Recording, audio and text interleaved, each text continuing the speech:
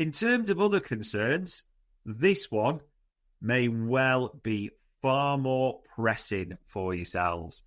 The centre-back situation. I mean, if you look at where we are now, the only thing that's absolutely certain is Virgil van Dijk, who's done a renewal. That's brilliant news, of course it is. But Ibrahim Konate's in the last 12 months of his deal. There's been talk there's a new contract on the table. Not really heard it, have we, from anyone reliable? You know, there's a big question mark around him longer term. But I think either way, he has to stay for this summer.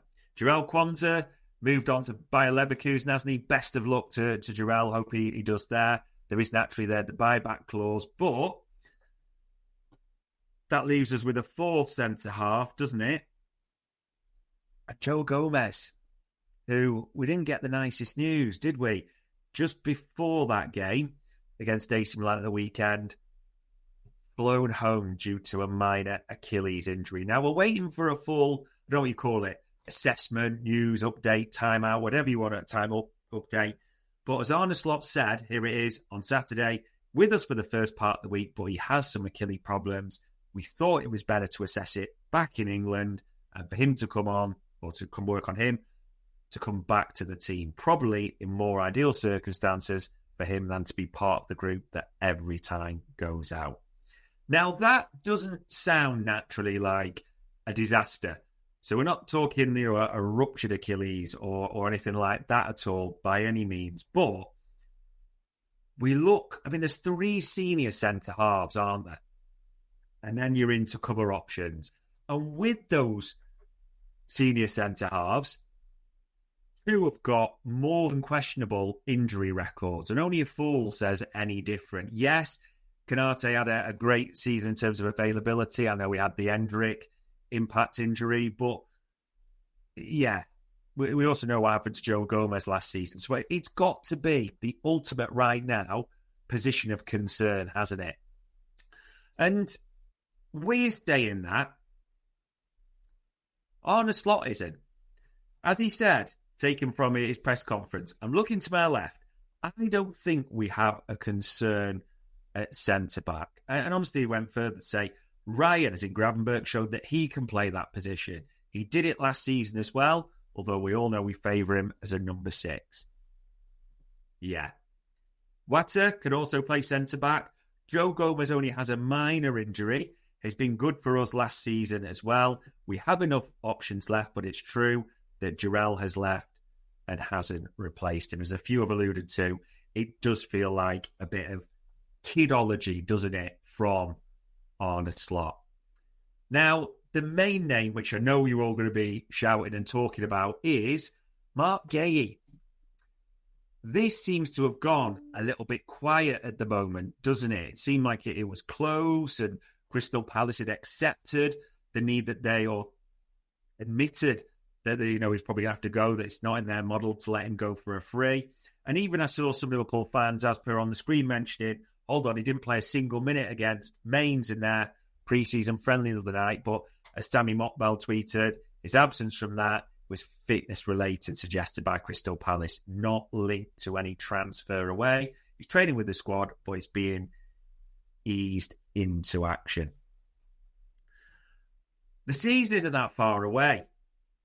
I think everyone is wanting at least one centre-half to come in quite quickly, and that's the big decision, as Ian says there. He thinks we need 2 centre-backs, and many people disagreeing with Arne Slot in the chat panel about this. Naturally, people also referencing the difficulty of dealing with Steve Parish and Crystal Palace, who are shrewd, very good negotiators, aren't they? Now, bit of an update of this, because we've been chasing it pretty much for since the weekend, really, since we got the news and trying to get it verified, corroborated at Anfield Index through our various sources. The bit that we've got is Liverpool are currently speaking to centre-halves other than Marc Guehi. Now, just to be clear, that doesn't mean it's going to be Guehi and another this. We, no idea how many it could be. This alternative to Guehi, but having managed to get it verified by a few, Liverpool are speaking to other centre-halves. There's 2 really that they're speaking to their teams. And one of those, honestly, when I found this out, I'm not going to lie. Don't know everything about European football. Of course I don't. But I'd never heard of this name. I genuinely hadn't. This guy could have walked past me in the street and I couldn't pretend. It wasn't the Greek boys I think many think it would be. I'm not going to try and pronounce his name. But Koni de Winter.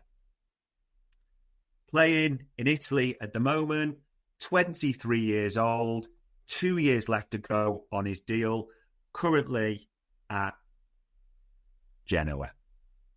Now, pretty much started at Juventus, played most of his football in Serie A. And when you do a quick scan over FBref, it's interesting because I'm not sure really too many of his defensive stats stand out. But it's important to say that as well as playing centre-back, he has also played right-back and holding midfielder role at times for Genoa from speaking to Italian sources there. Again, I can't pretend I can verify that or say I've seen him each week. That would just be a complete lie. But one of the things that does stand out on him is his aerials won are in the 90th percentile against his competitors. And, you know, good old Sam Maguire, he gets proper horny for an aerial duel success, doesn't he? So when we look at that this season for Genoa, we look at that.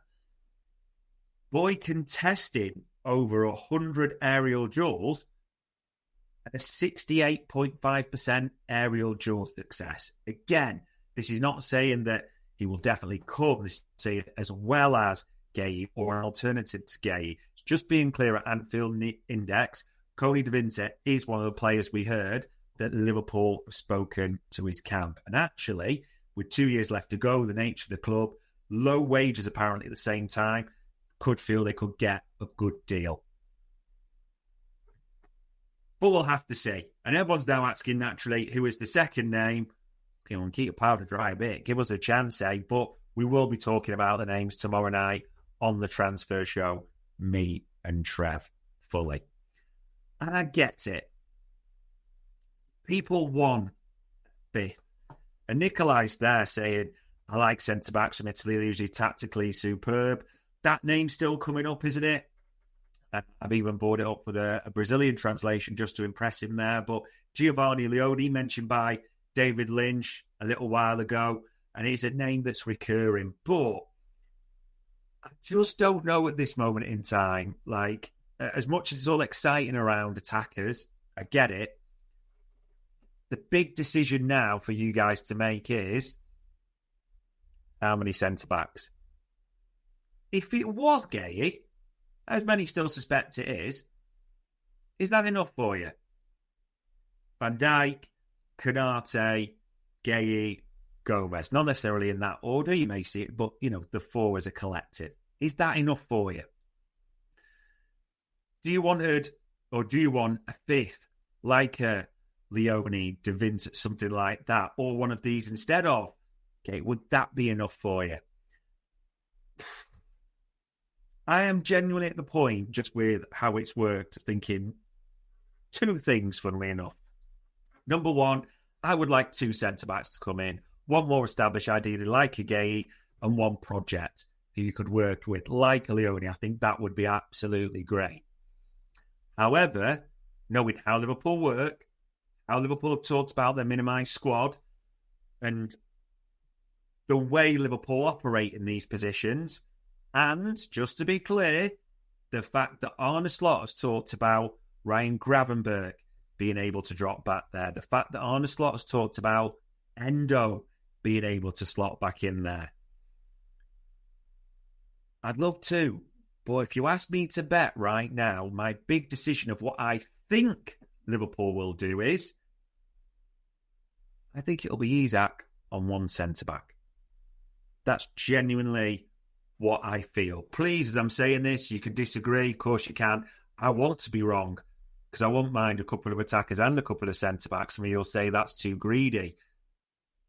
But yeah, it says on the screen there, centre-back concerns. And just right now, it is ultimately the position I have just got, maybe like you, the biggest question marks about. So that's topic number 2. How do you see that, the centre-back situation on top of the forward line?